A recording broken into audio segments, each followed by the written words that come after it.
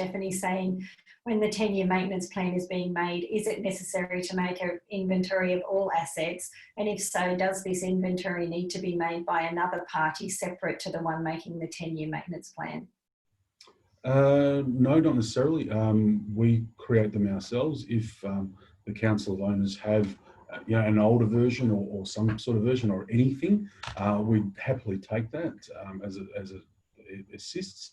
What you'll tend to find is that the newer schemes that are multi-storey, have lifts, might have pools and common areas and gyms and those sorts of things, will have a lot more common services and car park ventilation, etc. So the more complex the service, generally they'll be documented, so they should be operating and maintenance manuals that were given at the time of completion. So anything that you can do to help the person writing the maintenance plan would be greatly appreciated, and it will just make it that much more accurate. So we would typically, for example, if we're going into a larger site, we would get the contact details for all of the maintenance contractors, and we would ask them what asset registers they have, and then build off them and build a final one, basically.